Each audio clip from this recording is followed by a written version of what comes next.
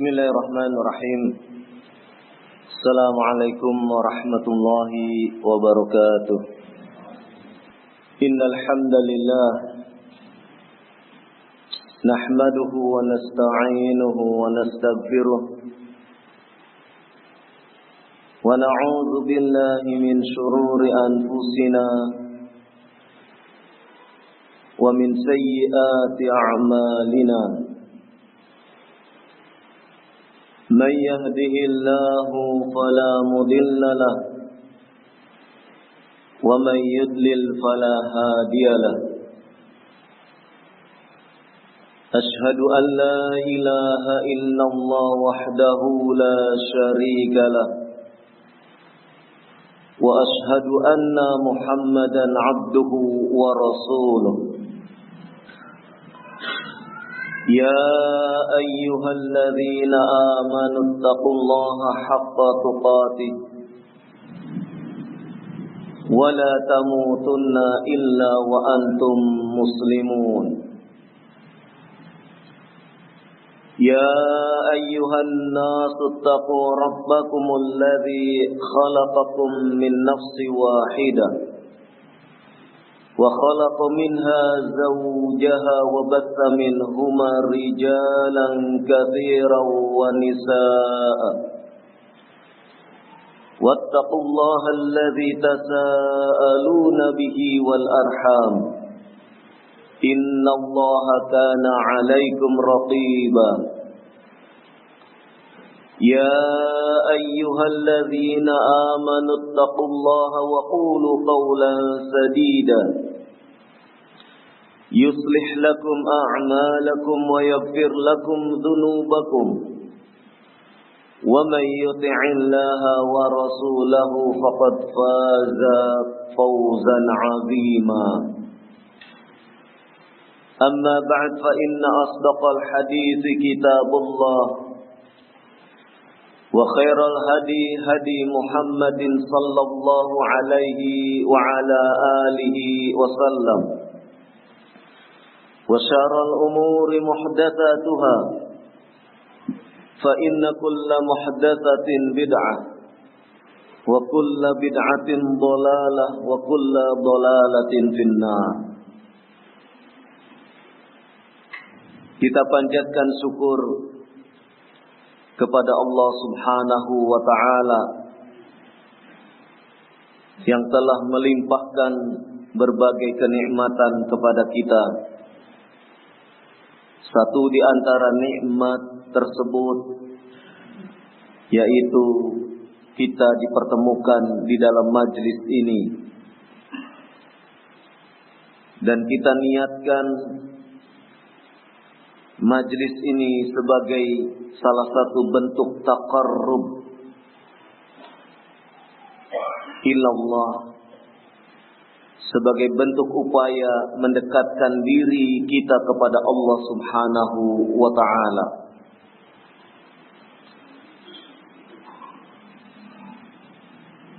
Berbicara tentang beberapa kesalahan di dalam menunaikan kewajiban kita sebagai orang tua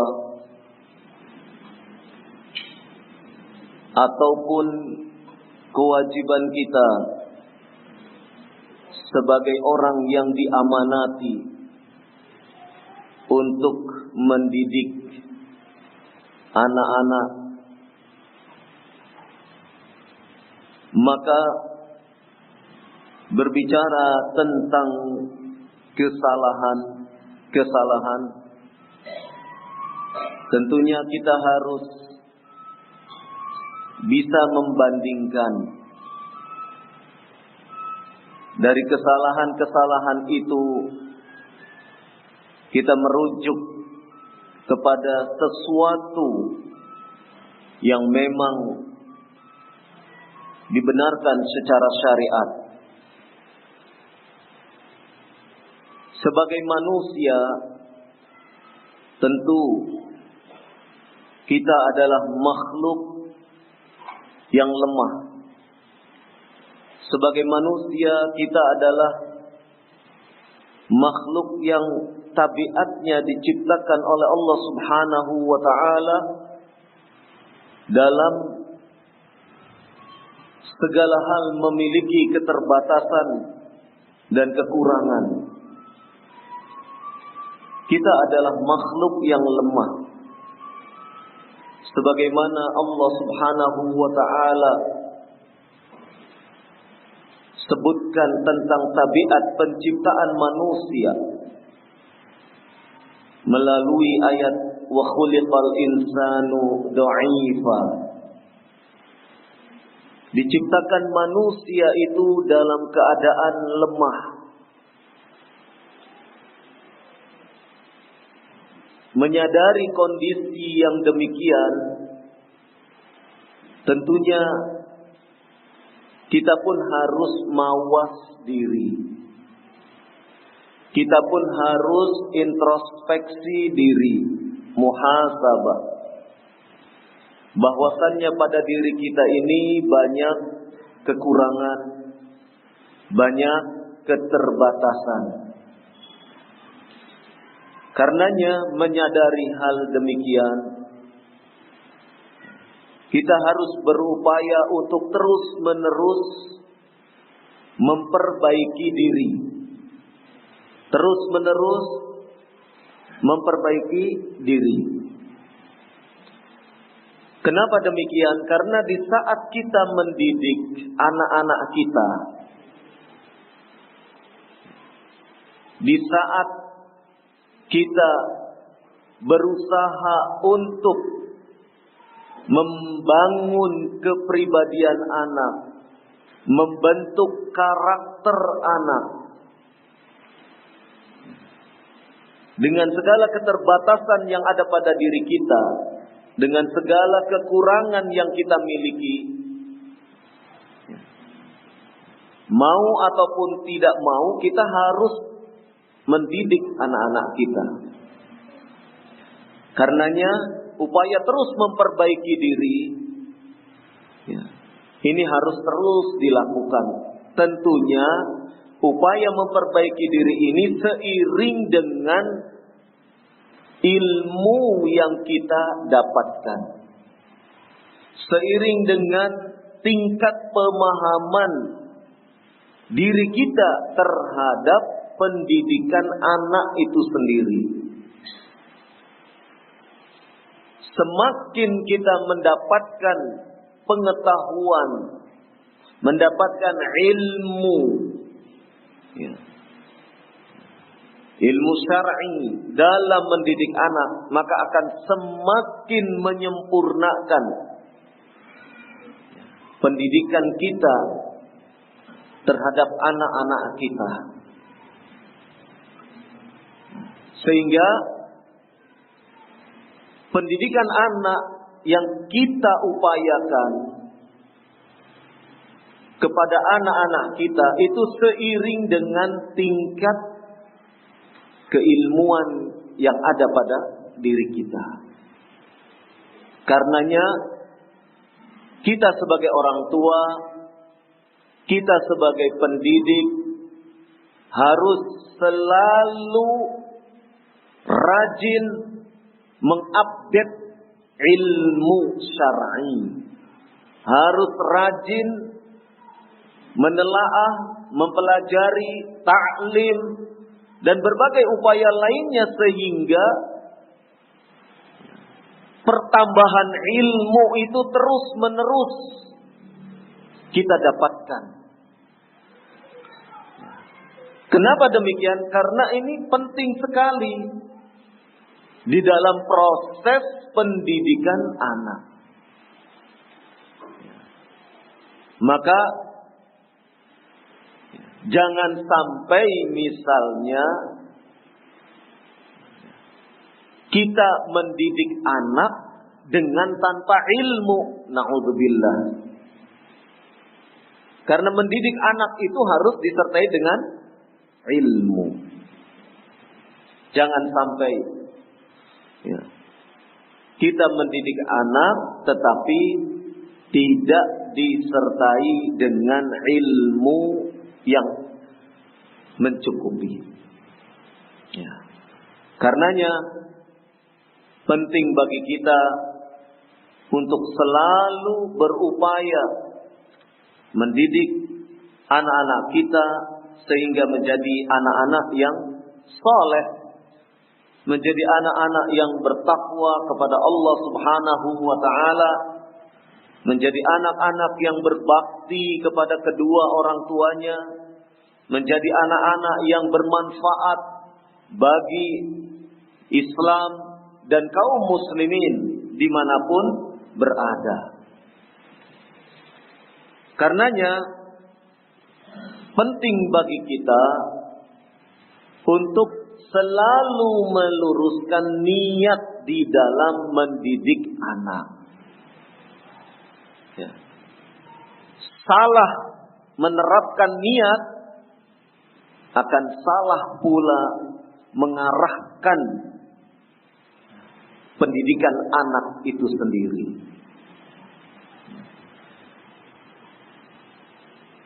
Jadi yang pertama, luruskan niat. Selalu perbaharui niat di dalam mendidik anak. Mendidik anak itu adalah sebuah ibadah. Mendidik anak itu adalah bahagian daripada ibadah. Karena merupakan bahagian daripada ibadah, maka niat mendidik anak harus lurus. Niat karena Allah Subhanahu wa ta'ala, bukan niat dalam rangka untuk menggapai dunia, bukan niat dalam rangka untuk mencari kedudukan, bukan niat dalam rangka untuk mendapatkan kepentingan-kepentingan dunia lainnya. Tapi niatkan mendidik anak kita ikhlas lillahi ta'ala. Dan karena mendidik anak itu adalah ibadah, maka pendidikan anak ini pun disandarkan kepada apa yang sudah dilakukan oleh Rasulullah sallallahu alaihi wasallam. Pendidikan anak harus bersendikan kepada sunnah Nabi Muhammad sallallahu alaihi wasallam. Jangan sampai kita mendidik anak dengan pemikiran-pemikiran yang pemikiran itu bertentangan dengan syariat. Pemikiran-pemikiran tersebut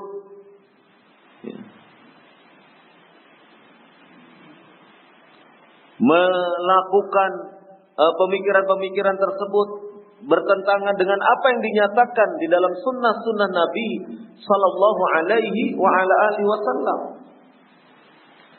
Maka niatkan bahwasanya mendidik anak itu ikhlas karena Allah dan dalam rangka untuk ittiba kepada Rasul sallallahu alaihi wasallam.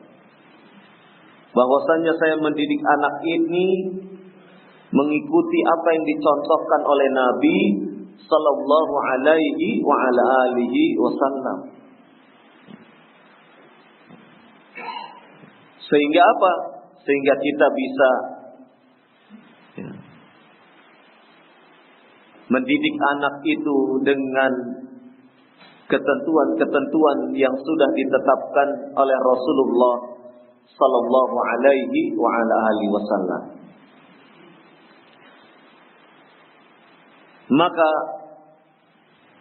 yang pertama berbicara masalah kesalahan di dalam pendidikan anak. Yang pertama kita soroti adalah kesalahan memasang niat. Banyak orang tua sebahagian mereka dari kalangan kaum muslimin ini mendidik anak bukan dalam rangka sebagaimana yang diinginkan oleh syariat. Tujuan-tujuan duniawiyah lebih menonjol dibandingkan tujuan untuk menjadikan anak tersebut menjadi anak yang waladun salihun, anak yang soleh,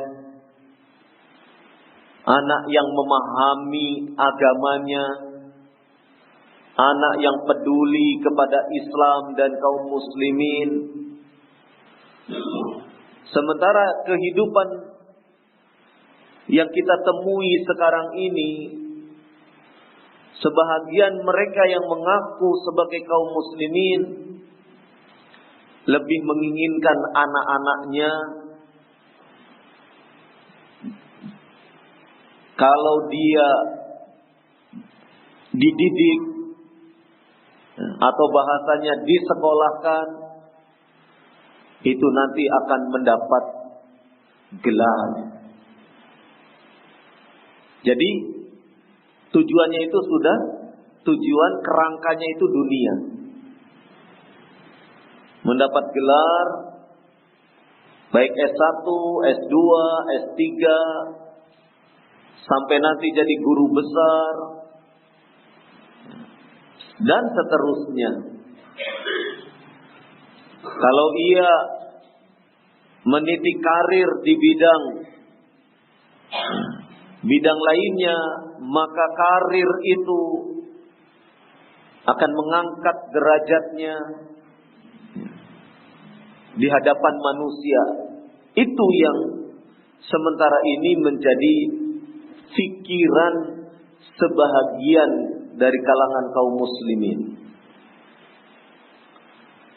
Maka kembalikanlah niat itu. Jangan sampai niat supaya anak saya nanti dipanggil sebagai Pak Dokter, dipanggil Pak Insinyur, dipanggil Pak Profesor, dipanggil. Niatnya sudah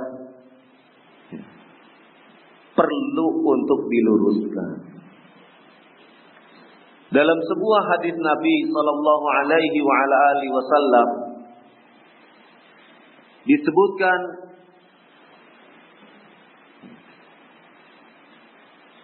man ta'allama ilma yubtagha bihi wajhullah la yata'allamuhu illa liyusiba bihi 'aradan minad dunya lam yajid 'arfar jannah yaumal qiyamah. Barang siapa yang belajar menuntut ilmu, kemudian yang semestinya menuntut ilmu itu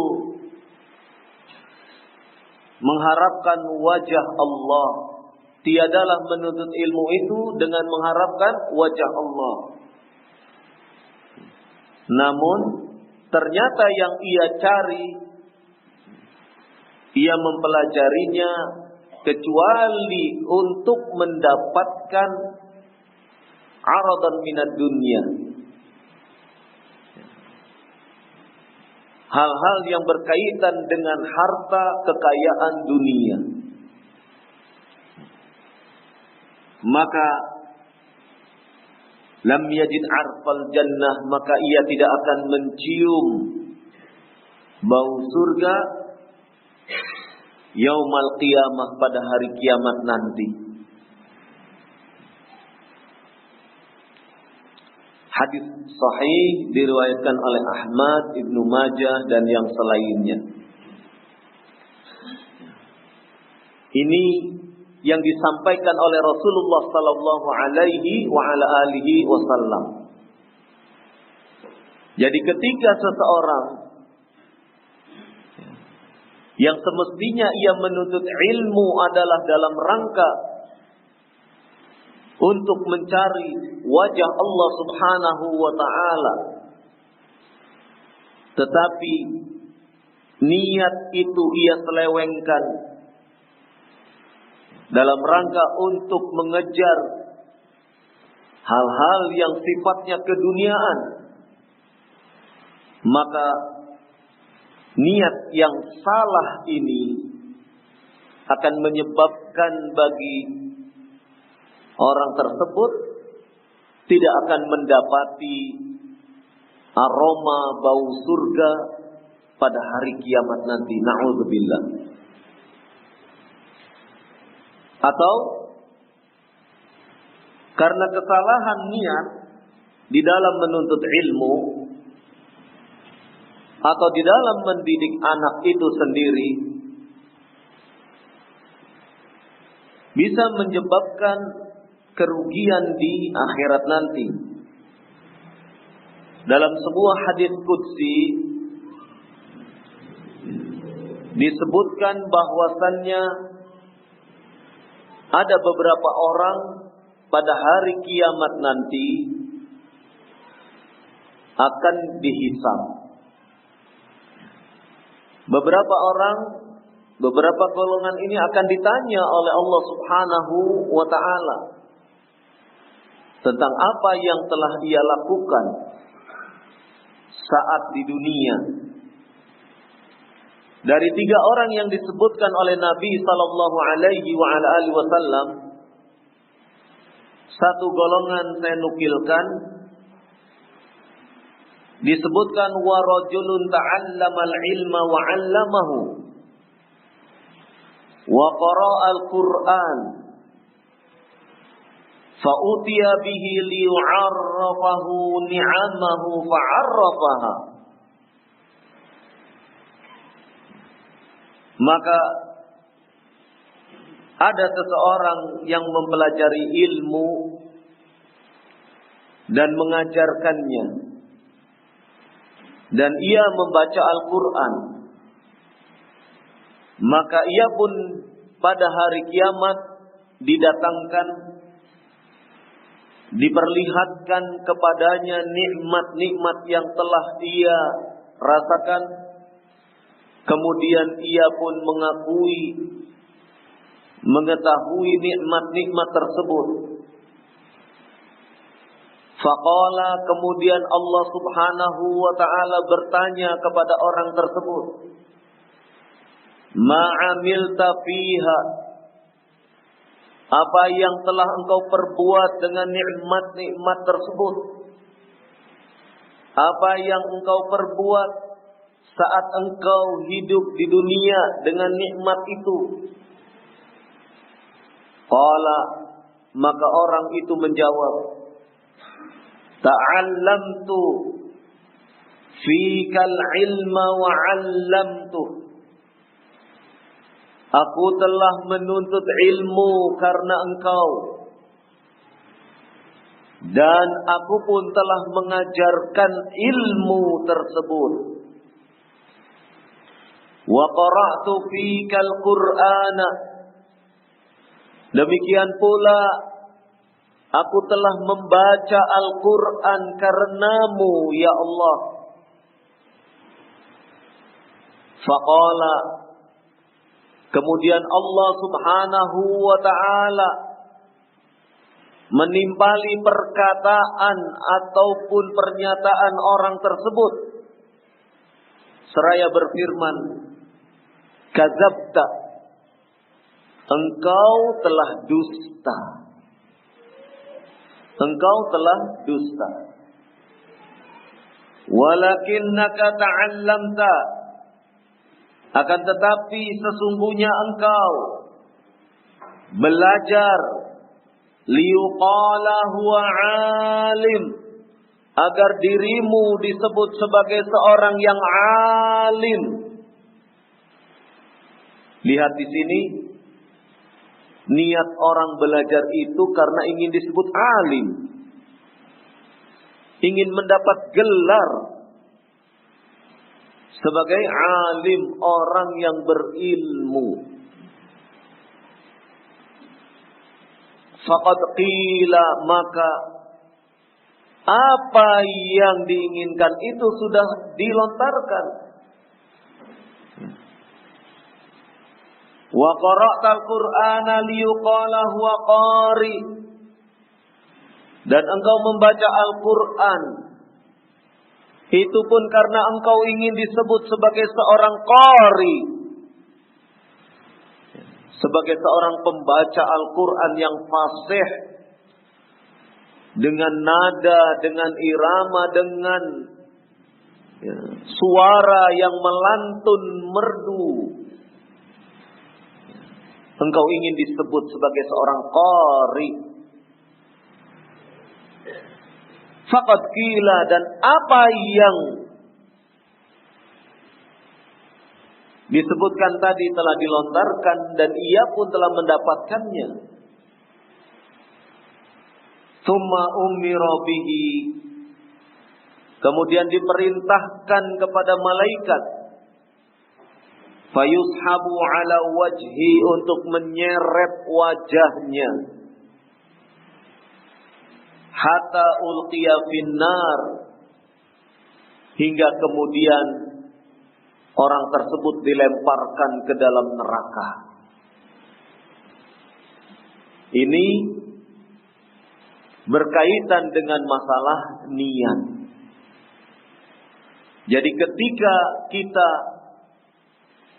mendidik anak-anak kita, hendaknya menanamkan pada anak kita niat yang lurus, niat yang benar. Jangan sampai kemudian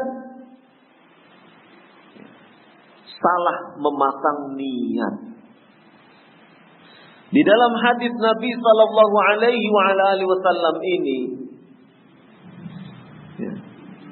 seseorang belajar, seseorang mengajarkan ilmu,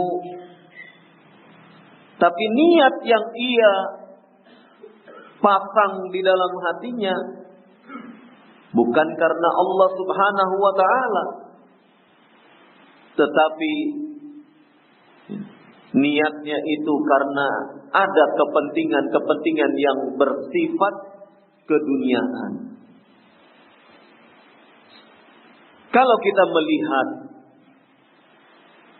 orang menuntut ilmu itu adalah merupakan perbuatan yang sangat mulia. Seseorang mempelajari Al-Quran, belajar membaca Al-Quran adalah sesuatu yang mulia. Mengajarkan ilmu din, mengajarkan ilmu agama adalah perkara yang sangat mulia sekali.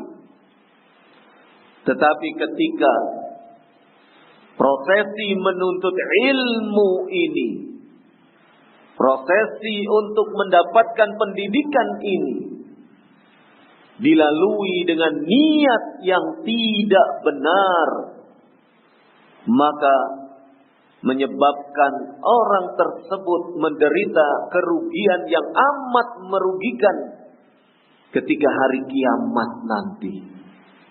Na'udzubillah. Maka janganlah kemudian karena masalah niat ini menjerumuskan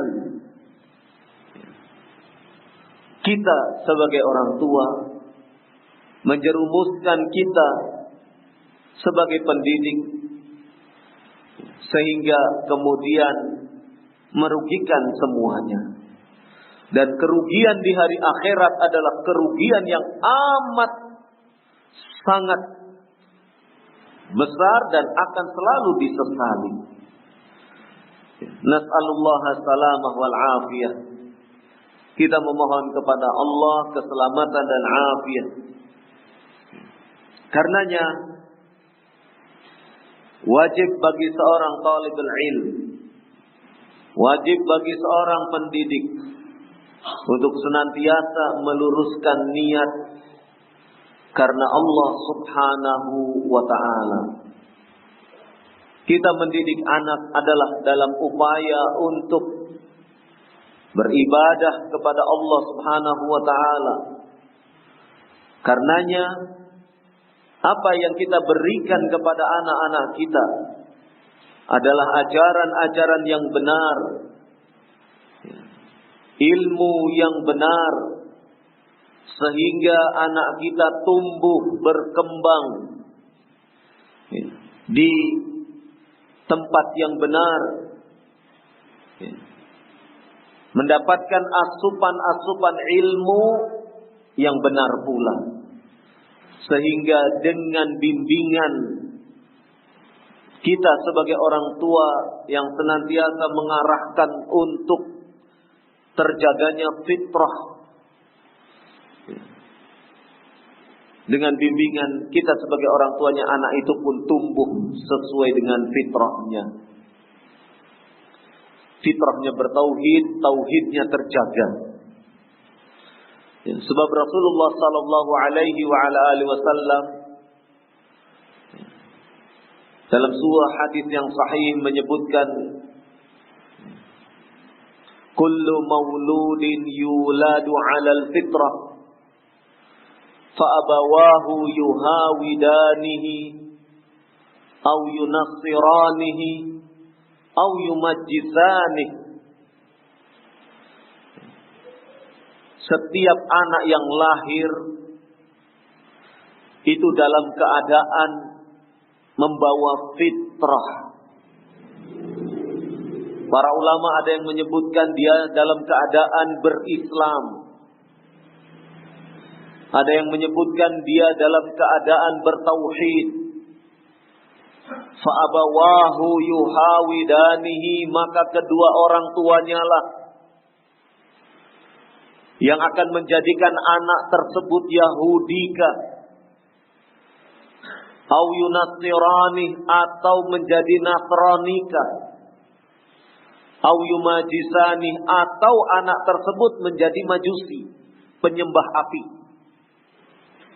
Maka kedua orang tuanya, ba'dallah, kedua orang tuanya yang akan mengantarkan anak itu akan menjadi orang Yahudika, akan menjadi orang Nasranika, akan menjadi orang Majusika. Kedua orang tuanya yang akan mengarahkan anak tersebut. Apakah fitrahnya akan senantiasa terjaga sebagai makhluk Allah Subhanahu wa taala yang bertauhid, ataukah fitrahnya kemudian nanti rusak? Na'udzubillah. Maka kedua orang tuanya yang mengarahkan. Sehingga jangan sampai kita sebagai orang tua kemudian justru salah mengarahkan anak-anak kita.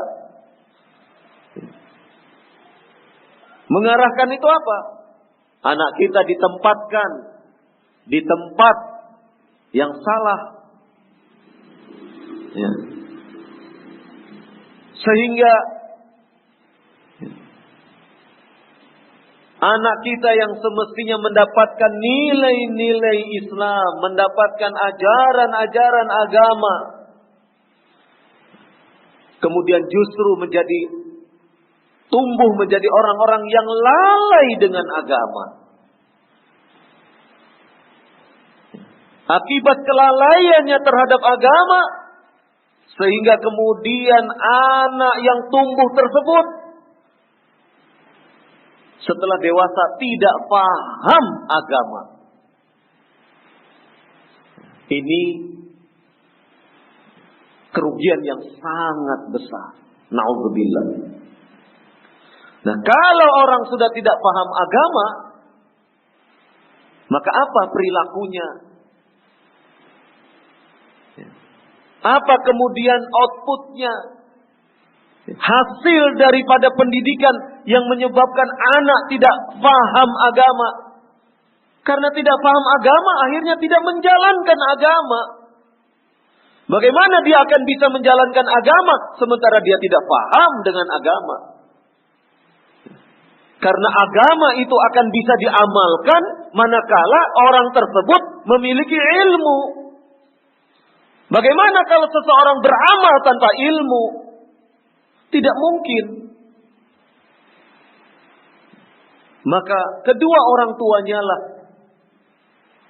yang harus mengarahkan anak-anak itu sehingga tumbuh di dalam kecintaan dia kepada Allah. Sehingga anak itu tumbuh, berkembang dewasa dalam keadaan dia mencintai Rasulnya sallallahu alaihi wa ala alihi wasallam. Namun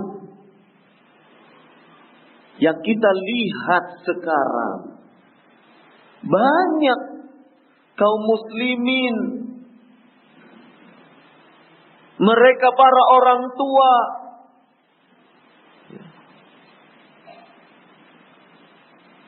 mendidik anak-anaknya,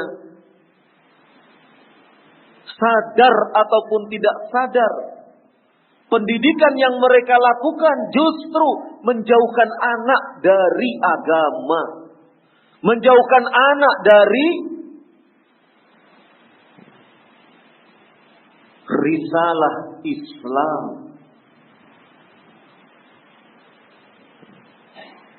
Kita lihat fenomena yang banyak terjadi di berbagai daerah dan itu dilakukan oleh sebahagian kaum muslimin.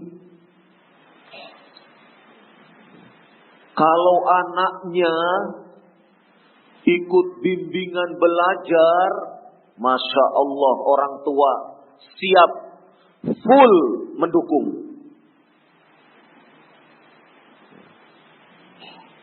Pulang larut malam pun siap dijemput. Kalau ikut bimbel. Agar apa? Agar anak nanti berprestasi di tempat belajarnya. Dapat ranking. Supaya nanti ketika lulus sekolah lanjutan atas bisa masuk perguruan tinggi yang bergengsi. Itu bayangannya sudah, bayangannya. Bayangan orang tua itu seperti itu. Sehingga apa? Sehingga walaupun anaknya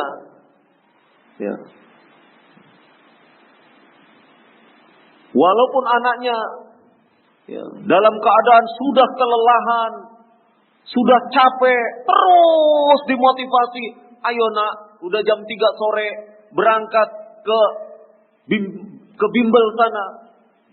Ayo tak antar. Semangat orang tuanya. Kenapa? Karena bayangannya dengan masuk ke bimbel, anak ini nanti bisa masuk, berhasil, lulus di perguruan tinggi bergengsi.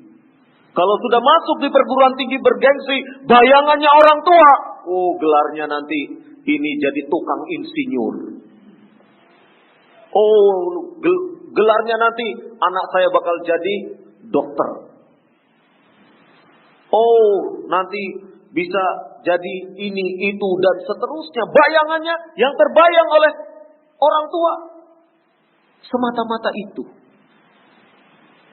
Tidak terbetik sedikit pun pada pikiran orang tua bagaimana anak ini mengenal agama, bagaimana anak ini mengenal Allah dan Rasulnya, bagaimana anak ini mencintai agamanya, bagaimana anak ini menjalankan syariat-syariatnya, bagaimana anak ini memiliki akhlak yang mulia, akidah yang lurus.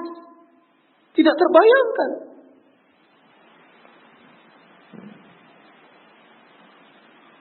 Yang dibayangkan punya gelar, masuk kerja, apalagi di tempat basah, sampai pulangnya juga bajunya basah karena berkeringat. Pulang bawa uang banyak, tabungannya banyak, bisa beli rumah, bisa beli mobil.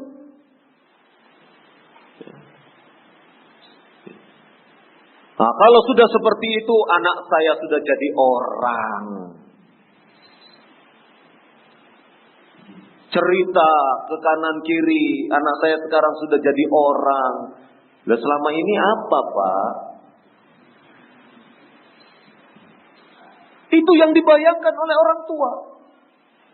Itu yang dibayangkan oleh sebahagian orang tua dari kalangan kaum muslimin.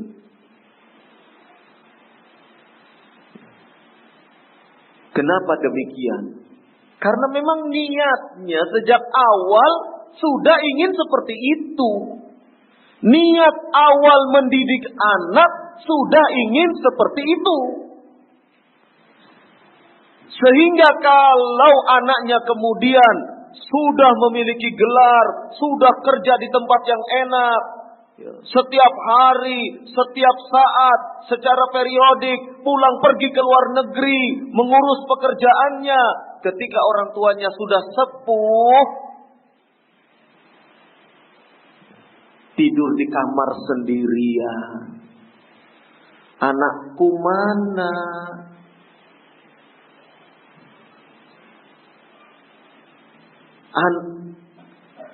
Ketika orang tuanya sudah, tenaganya sudah lemah, ia rindu anaknya, ditelepon anaknya, nak pulang, saya rindu ketemu dirimu, sebentar ya, saya masih sibuk pekerjaan, mungkin nanti akhir pekan, weekend kita bisa ketemu. Papa sekarang nyebutnya. Begitu akhir pekan telepon, ya mohon maaf, ini belum bisa datang. Kenapa? Ada pekerjaan lembur. Iya, kembali saja ke lembur kuring. Lembur terus. Lama-lama jengkel orang tuanya. Na'udzubillah. Itukah yang diharapkan? Kenapa seperti ini? Karena memang sejak awal niat mendidik anak sudah digambarkan bahwasanya anaknya nanti akan menjadi begini, menjadi begini, menjadi begini. Sesuai dengan niat yang terpatri di dalam dirinya. Kalau mendidik anak seperti ini, perlu diluruskan. Bukan berarti anak-anak kaum muslimin dilarang mempelajari ilmu teknik, bukan. Bukan berarti anak-anak kaum muslimin dilarang untuk mempelajari teknologi, mempelajari ilmu-ilmu keduniaan, bukan. Tetapi ketika ilmu-ilmu tersebut diraih dengan melupakan ilmu Islam, artinya apa? Artinya anak tersebut tidak dididik agama, tidak dididik dengan ajaran-ajaran Islam yang benar, maka dikhawatirkan sebagaimana yang banyak terjadi, sebagaimana yang sudah banyak terjadi. Belajar ilmu teknik tidak diharamkan. Belajar ilmu-ilmu teknologi tidak diharamkan selama ilmu itu memang bermanfaat. Selama ketika mempelajarinya tidak terjadi pelanggaran-pelanggaran syariat.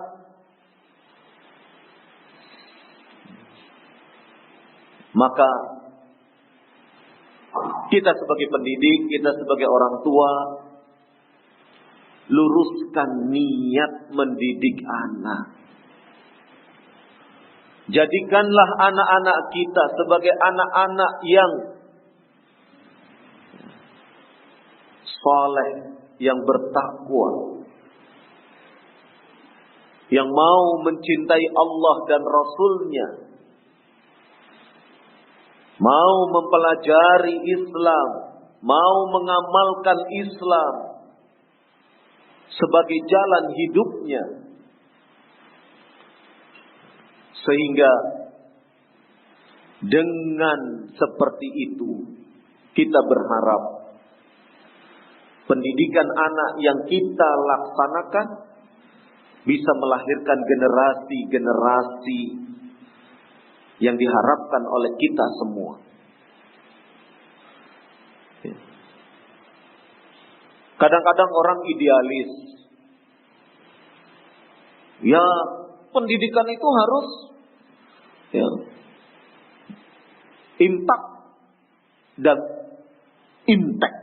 Wah. Iman, takwa, dan ilmu teknologi. Harus seimbang. Nah, kadang-kadang kan syubhatnya seperti itu. Masya Allah. Kadang-kadang pemikiran seperti itu masih terus berjalan. Padahal ketika anak kita dalam penerapannya, ketika anak kita mempelajari Islam saja, itu waktunya sudah kurang. Belum dibebani dengan pelajaran-pelajaran macam-macam nih. Baru mempelajari Islam saja, itu waktunya sudah kurang. Coba perhatikan anak-anak kita di pondok-pondok itu. Sebelum subuh sudah bangun. Sholat subuh, ba'da subuh murojaah Al-Quran. Istirahat sebentar, mandi, sarapan. Setelah itu belajar lagi. Sampai siang. Istirahat siang, kemudian sore belajar lagi tentang agama. Ba'da maghrib terus taklim, ba'da isya belajar sebentar, kemudian setelah itu istirahat. Habis waktunya untuk belajar agama saja.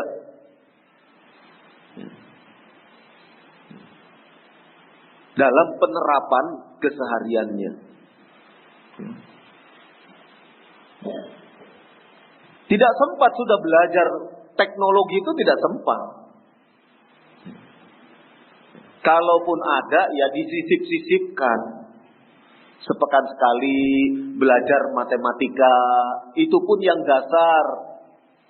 Ya, sebab nanti kalau belajar agama, belajar ilmu faraid terutama, harus mengenal angka-angka dan pecahan-pecahan. Kan begitu, maka anak kita diajari matematika. Jangan sampai nanti ditanya, 1/4 dengan 1/8 besar mana? Ya besar 1/8. Kok bisa? Iya. 1/4 dengan 1/8 ya besar 1/8. Karena tidak paham. Kan berbahaya yang seperti ini. Apalagi nanti harus belajar ilmu faraid. Jadi matematika dasar tetap diajarkan. Nah, itu pun kita sisip-sisipkan. Penting. Belajar bahasa Indonesia penting, disisip-sisipkan. Sepekan sekali ada, disisip-sisipkan. Ya, karena apa disisip-sisipkan? Karena belajar agama saja, belajar Islam saja sudah nggak cukup waktunya. Maka pelajaran bahasa Indonesia itu disisip-sisipkan. Itu pun supaya apa? Supaya anak-anak kita di dalam berbicara santun. Karena punya keterampilan berbahasa. Supaya bicara dengan orang tuanya tidak asal keluar bicara. Bilang sama ayahnya, kamu. Kok sama ayahnya kok kamu? Nah, ini bertutur, berkata yang santun diajarkan di pelajaran bahasa Indonesia. Jadi pelajaran bahasa Indonesia itu stressingnya ke akhlak. Bagaimana dengan berbahasa itu sehingga anak itu menunjukkan akhlak yang baik. Ya. Jadi tekanan pelajaran bahasa Indonesia itu stressingnya bagaimana supaya anak itu dengan berbahasa menunjukkan dia memiliki akhlak yang santun, yang baik. Sehingga bicara dengan orang yang lebih tua tidak dengan menggunakan kata-kata yang kasar. Bicara dengan adik-adiknya tidak menggunakan kata-kata yang merendahkan. Karena apa? Karena dia memiliki kemampuan berbahasa. Kan repot kalau nanti orang tua dikata-katakan atau diberi ucapan yang tidak sepantasnya. Nah, pelajaran-pelajaran yang sifatnya umum itu hanya sisipan saja. Untuk apa? Untuk membekali sedikit banyak anak mengetahui. Dan untuk menguatkan, menunjang. Itu pelajaran yang seperti itu disisipkan. Kenapa disisipkan? Karena untuk belajar Islam saja waktunya sudah kurang. Bahkan kadang-kadang anak-anak itu kasihan anak-anak kita itu karena begitu padatnya pelajaran, kadang anak-anak kita itu stres. Stres loh. Tingkat kejenuhannya mulai tinggi. Dan tingkat kejenuhannya ini terakumulasi, bertumpuk. Dari tahun ke tahun bertumpuk.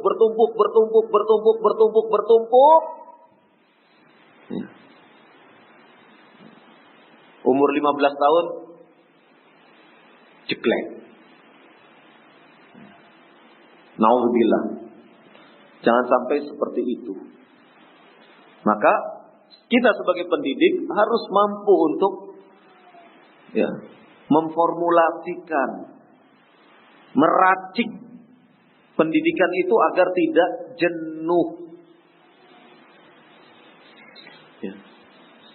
Di dalam rapat-rapat asatidzah itu, diantaranya diputuskan agar ma'ahid, pondok-pondok salafiyin, meracik pendidikan anak-anaknya itu dengan beberapa variasi. Contoh misalnya, ada pelajaran yang disisipkan tadi, pelajaran biologi. Tentang apa? Misalnya menjelaskan tentang fotosintesis. Nah, anak-anak belajar itu tidak perlu di ruangan saja, dibawa keluar. Nah, ini daun ini hijau, kena sinar matahari, begini dan begitu. Jadi dibawa ke alam.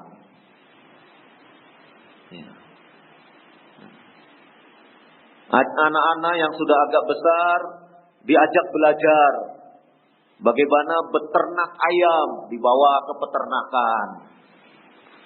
Mengenal pakan ayam, dibawa ke kedai yang jualan pakan ayam. Ini loh, ini terbuat dari ini. Nah, begitu kan? Ada Pak Agus nih. Nah, itu ada Pak Agus yang jual pakan ayam. Dikenalkan. Itu pendidikan yang sambil belajar anak itu mendapatkan manfaat, tetapi dia luar kelas. Pendidikan seperti itu. Nah, jadi sekali-kali anak dibawa rekreasi. Itu sesuatu yang para asatidzah sekarang sudah mulai untuk ma'ahid menerapkan supaya pendidikan kepada anak-anak tidak kemudian mengalami kejenuhan. Tidak mengalami kejenuhan, anak itu setelah usia belasan tahun mengalami kebosanan. Akhirnya apa? Saya ingin kursus komputer saja. Nah, mintanya macam-macam. Itu.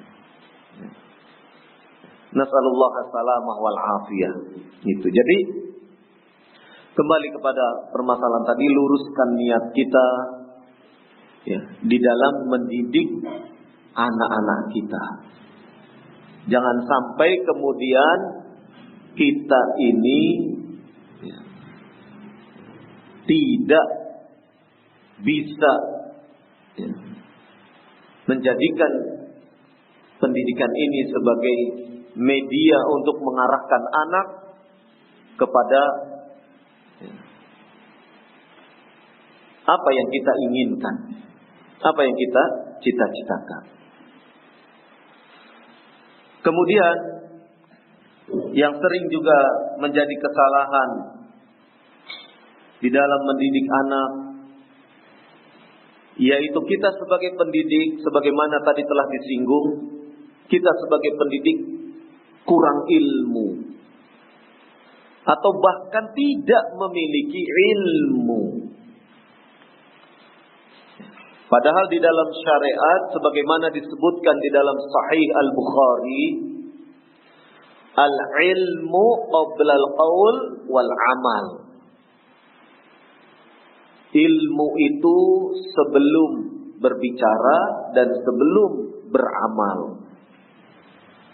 Nah, di dalam mendidik anak kita harus memiliki bekal ilmu tersebut. Maka kita sebagai orang tua harus rajin taklim, harus rajin ya, mengupdate, memperbaharui keilmuan kita, sehingga ilmu kita itu bertambah dan bertambah terus bertambah. Seiring dengan bertambahnya ilmu, mudah-mudahan bisa digunakan untuk menunaikan kewajiban kita mendidik anak-anak kita. Dan sangat berbahaya ketika seorang yang tidak berilmu kemudian ia menunaikan ya, kewajibannya mendidik anak tersebut. Ya, ini perlu diperhatikan. Ya. Maka kita sebagai seorang yang dididik, ya, taklim segala macam, itu adalah bentuk dari ya, pembekalan kita di dalam upaya mendidik anak-anak kita.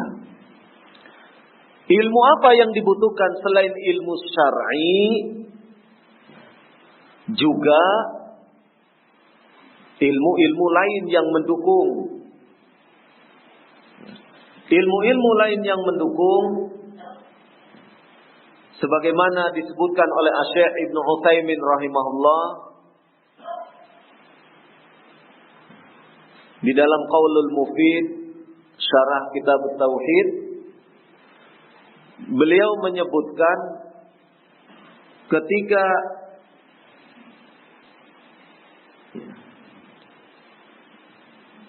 Rasulullah sallallahu alaihi wa ala alihi wasallam mengutus sahabat Mu'adz bin Jabal radhiyallahu anhu ke negeri Yaman.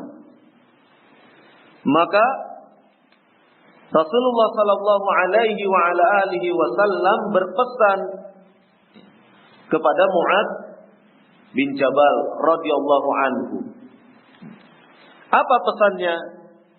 Rasulullah sallallahu alaihi wa ala alihi wasallam berpesan kepada Mu'adz bin Jabal radhiyallahu anhu,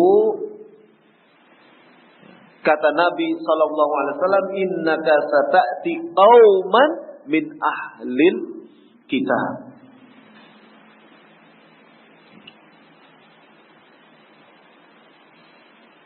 Itu berkaitan dengan diutusnya sahabat Mu'adz bin Jabal radhiyallahu anhu ke negeri Yaman.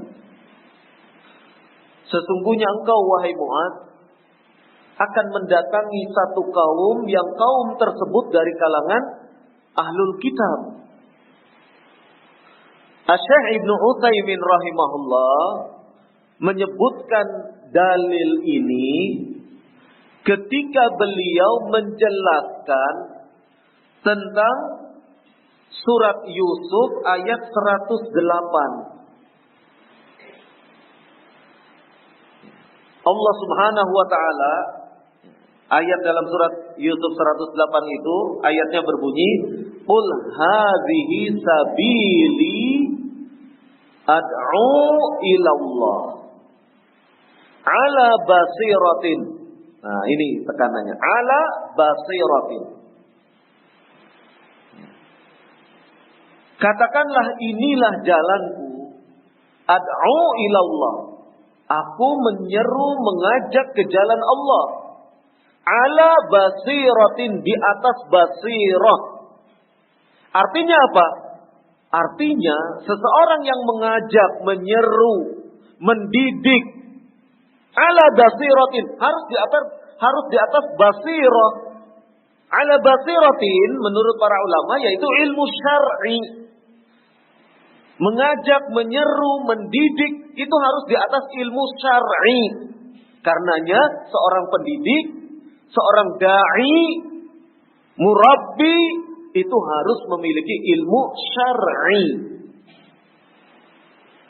Kata Asy-Syaikh Ibnu Utsaimin rahimahullah, selain ilmu syar'i juga seorang pendidik, seorang dai, dia memahami juga keadaan mad'u, keadaan orang yang didakwahi, keadaan orang yang dididik.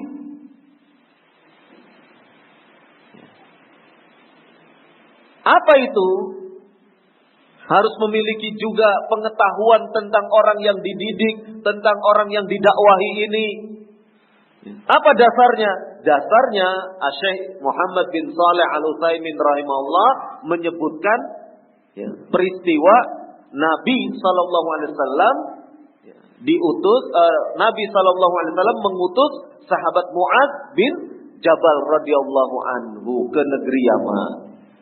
Innaka sata'ti qauman min ahlil kitab, sesungguhnya engkau akan mendatangi satu kaum dari kalangan ahlul kitab. Ini menunjukkan, kata Asy-Syaikh Ibnu Utsaimin rahimahullah, ini menunjukkan bahwasanya Rasulullah sallallahu alaihi wasallam memberitahu tentang keadaan mad'u, keadaan orang yang akan didakwahi, keadaan orang yang akan dididik. Kita harus tahu.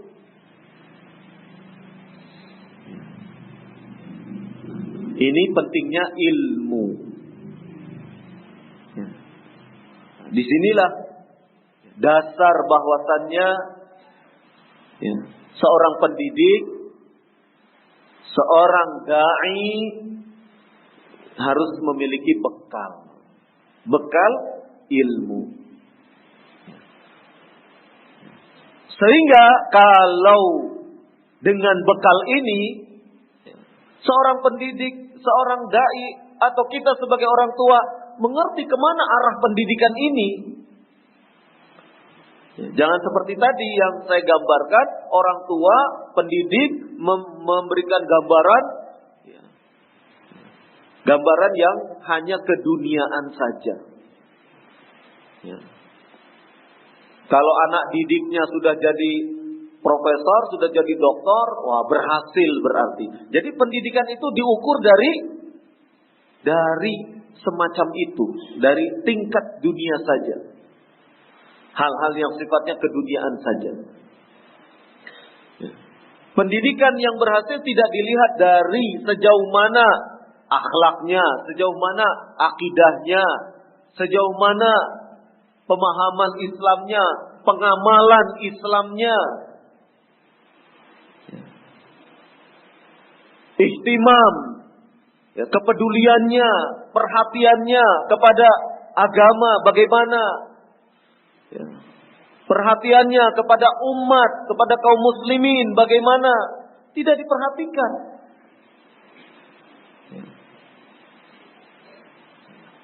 Bahkan karena pendidikan itu hanya digambarkan tentang hal-hal keduniaan, bahkan yang lebih mengerikan menganggap remeh dunia pendidikan yang tidak memberi gelar, membuat menjadikan apa? Remeh, mengecilkan, bahkan melecehkan terhadap dunia pendidikan yang tidak ada gelarnya.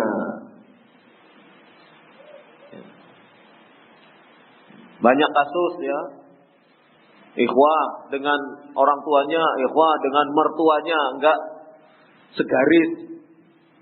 Mertuanya ingin anaknya kuliah, kita orang tuanya karena sudah taklim, ya jangan.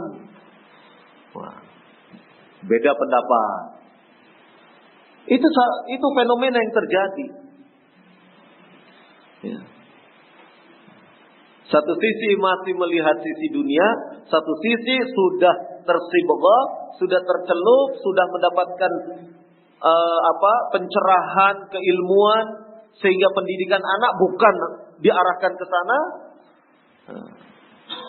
Terjadi perbedaan persepsi seperti itu.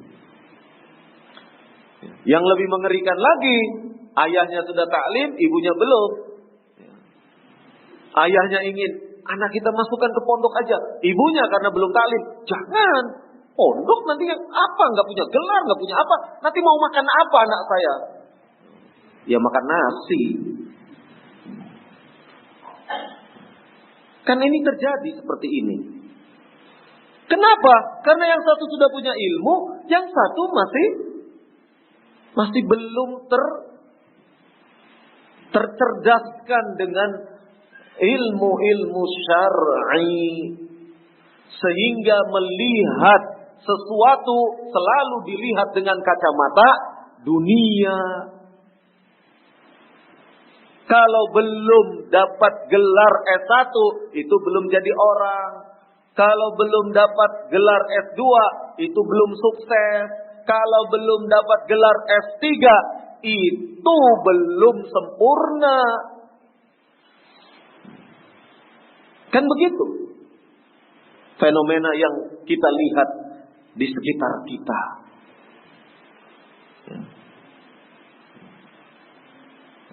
Ini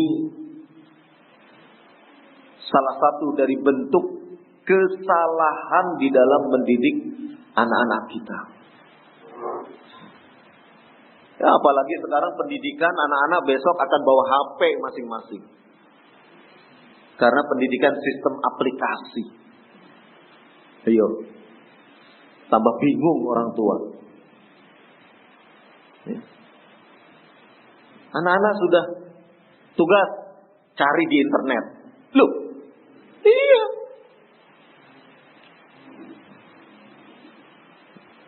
Nanti bentar lagi perhatikan coba. Ya, subhanallah, ini satu sisi ada kekhawatiran. Kekhawatiran karena semakin bebas anak-anak remaja mengakses dunia maya. Namanya dunia maya. Ya. Sementara kondisi anak remaja kita tahu sendiri kan masih labil. Yang namanya anak remaja itu kondisinya labil.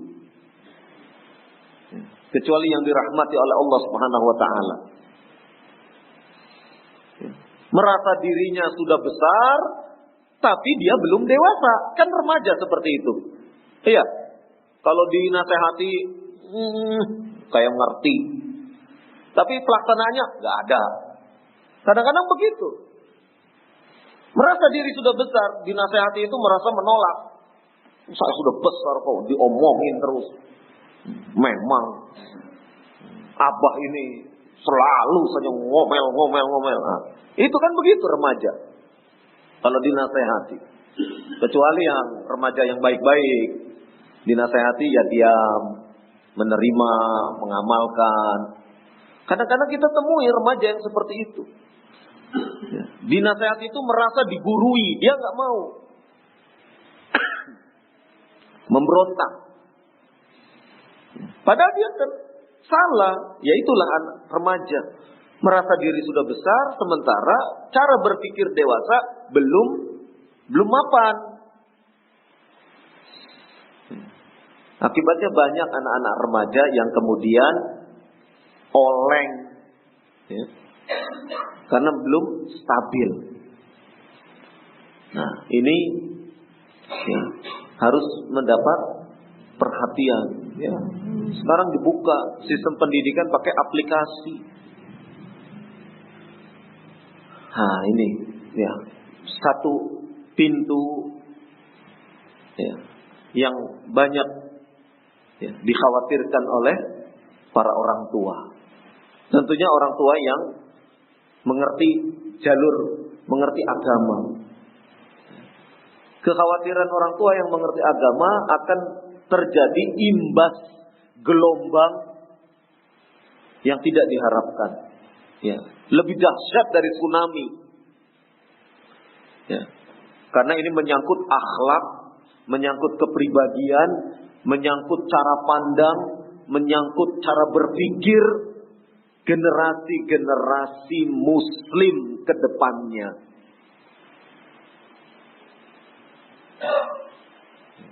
Ini ya, kalau tanpa bimbingan, aduh bahaya.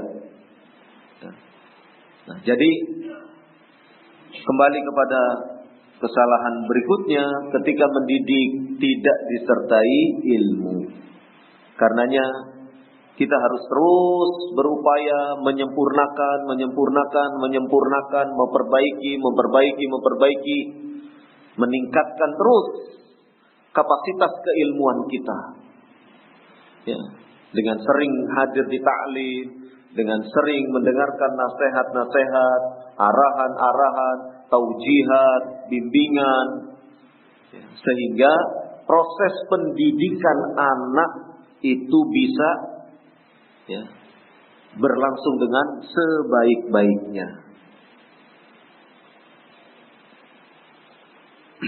Kemudian kesalahan lainnya dari pendidikan anak, tidak memberikan contoh dari orang tua sebagai pendidik. Rasulullah sallallahu alaihi wasallam adalah uswah hasanah.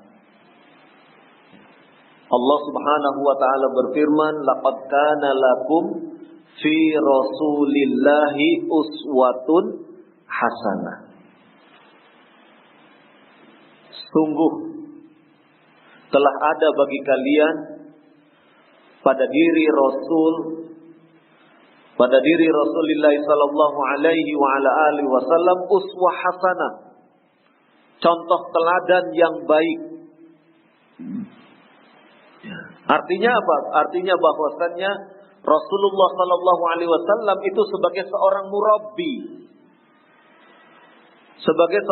murabbi, pendidik. Beliau senantiasa memberikan contoh teladan yang baik. Contohnya apa?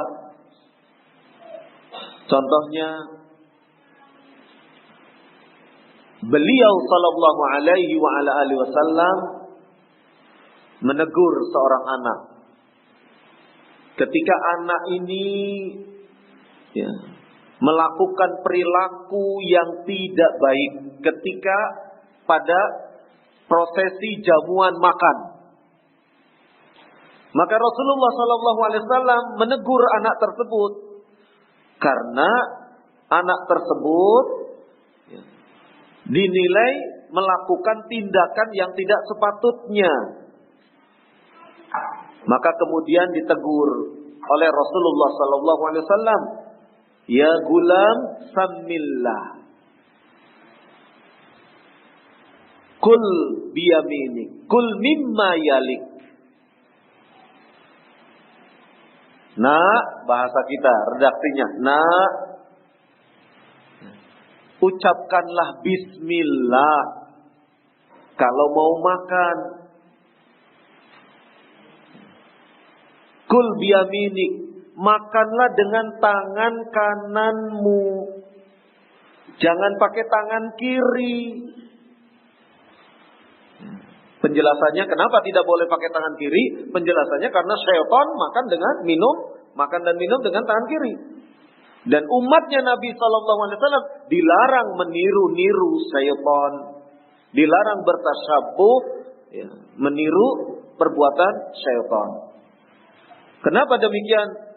Innahu lakum aduwwum mubin. Karena syaitan itu musuh yang nyata bagi kalian. Musuh yang nyata bagi kalian. Jadi jangan niru-niru musuh. Nah, kul mimma yalik, dan makanlah yang dekat dengan dirimu, yang mudah dijangkau. Ya, yang mudah dijangkau. Ini proses pendidikan adab yang ditunaikan oleh Rasulullah sallallahu alaihi wasallam. Nah, ketika Nabi sallallahu alaihi wasallam mengajari anak untuk mengucapkan bismillah, Nabi sendiri kalau makan mengucapkan bismillah. Ketika Nabi sallallahu alaihi wasallam mengajari anak makan dengan tangan kanan, Nabi sendiri melakukan apabila beliau makan dengan tangan kanan. Artinya apa? Artinya Rasulullah sallallahu alaihi wasallam adalah contoh teladan. Tidak mungkin Rasulullah sallallahu alaihi wasallam mengatakan A, kemudian Nabi sallallahu alaihi wasallam tidak melakukannya, tidak mengamalkannya. Kenapa demikian? Karena laqad kana lakum fi Rasulillahi uswatun hasanah. Nabi itu uswah hasanah. Ya. Kenapa demikian? Sebagaimana disebutkan dalam athar dari Abdullah ibnu Mas'ud radhiyallahu anhu. Kata Abdullah ibnu Mas'ud radhiyallahu anhu, athar ini dinukil oleh Syekh Ubaid Al-Jabiri hafizahullah taala di dalam kitab risalah beliau Ithaful Uqul ala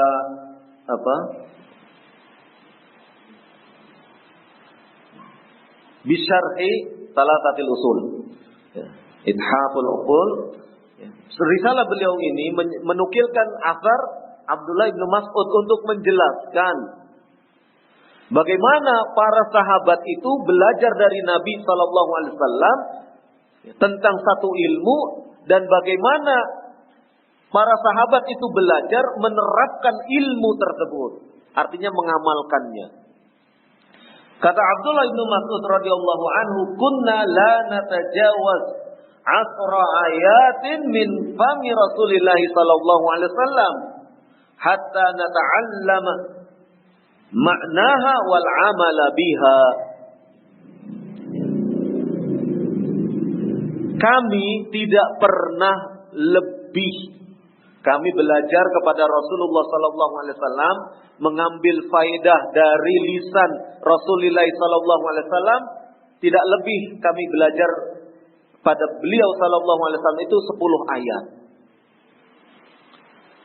Tidak sampai lebih 10 ayat kami belajar kepada Nabi sallallahu alaihi wasallam hingga kami mempelajari makna ke-10 ayat itu. Dan kami mempelajari amal, bagaimana mengamalkan 10 ayat tersebut.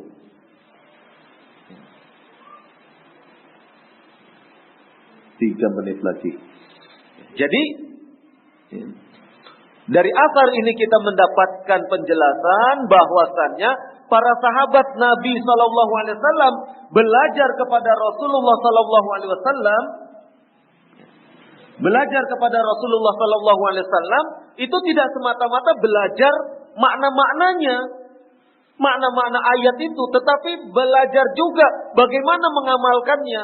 Kenapa para sahabat bisa mempelajari bagaimana cara mengamalkannya? Karena Rasulullah sallallahu alaihi wasallam beliau mengamalkan langsung ayat itu, mempraktekkan ayat tersebut. Nah, bentuk pengamalan Nabi Sallallahu Alaihi Wasallam ini menunjukkan apa? Bahwasanya Nabi memberi contoh, sehingga para sahabat pun bisa belajar apa yang dicontohkan oleh Nabi. Ini pendidik yang baik, memberikan contoh. Jadi kalau pendidik yang baik itu mengatakan, kamu jangan berdusta, maka pendidiknya jangan berdusta. Wahai anak-anak, kalian tidak boleh berbohong, maka pendidiknya berikan contoh tidak berbohong. Baru mengatakan kalian tidak boleh jadi orang pembohong. Pendidiknya, besok siapa yang juara diberi permen. Begitu juara, mana hadiah permennya? Oh, nggak ada. Itu bohong namanya.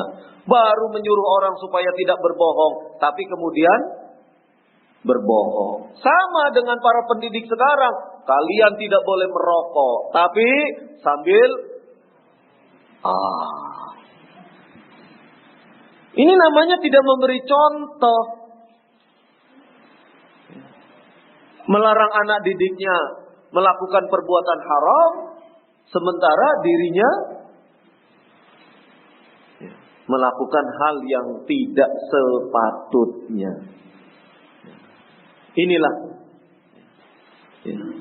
Jadi seorang pendidik itu harus memberikan contoh yang baik.